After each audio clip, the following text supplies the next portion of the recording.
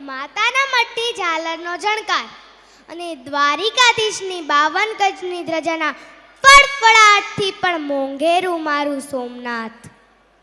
અહીં ઉપસ્થિત પરમ પૂજ્ય શ્રી મહાદેવ પ્રસાદ ગુરુજી, વડીલો તથા મારા વહાલા ભાઈઓ અને બહેનોને ધેરિયાબાના લાખેણા વંદન. આજે હું આપ સૌના સમક્ષ ભારતનું ગૌરવ, શૌર્ય અને સ્વાભિમાનનું પ્રતીક એટલે કે રાજપૂતાના વિશે થોડું કહેવા માંગુ છું.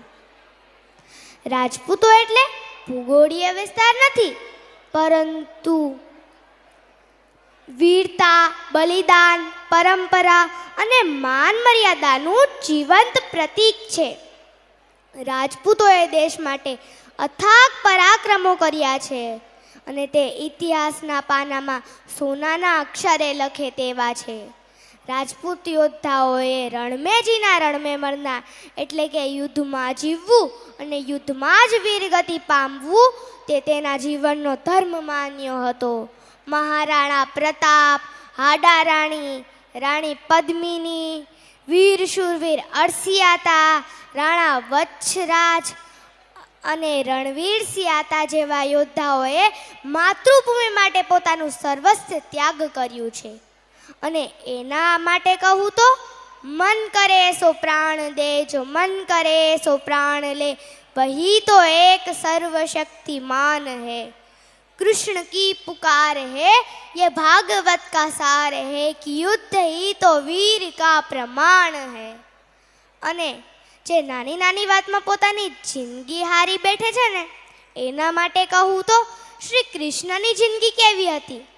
समय का चक्र जीप था, मैं जीत के भी हार गया, धर्म बचाने वाले को दुनिया ने कपटी बता दिया, तरह तरह के श्राप मिले, अश्रु की बूंदें सूख गई, माँ गांधारी के श्राप से मेरी द्वारिका भी डूब गई, मेरी बांसुरी भी छूट गई, मेरी द्वारिका भी डूब गई, मैंने क्या ही पाया जीवन से जब प्रेमिका ही दूर गई, विश्राम करने बैठा था तब तीर पैर में आ लगी, तुम जीते जिंदगी चैन से मुझे मौत चैन की ना मिली, तुम जीते जिंदगी चैन से मुझे मौत चैन की ना मिली. અને मर्यादा पुरुषोत्तम राम विषय कहूँ तो हाथ काट कर रख दूंगा अगर नाम समझ आ जाए तो, कितनी दिक्कत होगी अगर राम समझ आ जाए तो. भाई राम राम तो कह लोगे पर राम सा दुख भी सहना होगा.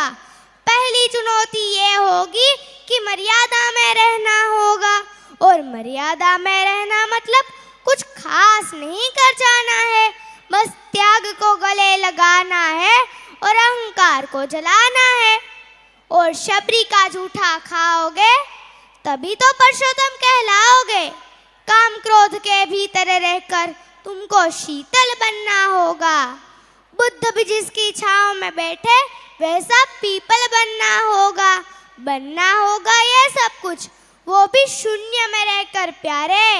तभी तुमको पता चलेगा कितने अद्भुत राम हमारे, तभी तुमको पता चलेगा कितने अद्भुत राम हमारे.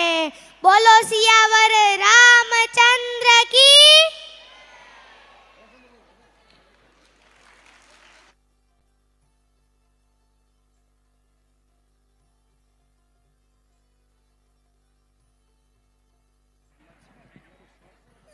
જોરદાર તાળીઓના નાદથી વધાવજો. દીકરીઓએ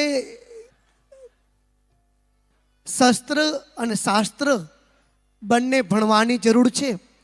પરમ પૂજ્ય ડૉક્ટર મહાદેવ પ્રસાદજી જેવા વક્તાના મુખે 18 પુરાણ, 6 શાસ્ત્ર, 4 વેદ સાંભળ્યા હોય એ બાળક આવું જ હોય ને. જોરદાર તાળીઓના નાદથી વધાવજો.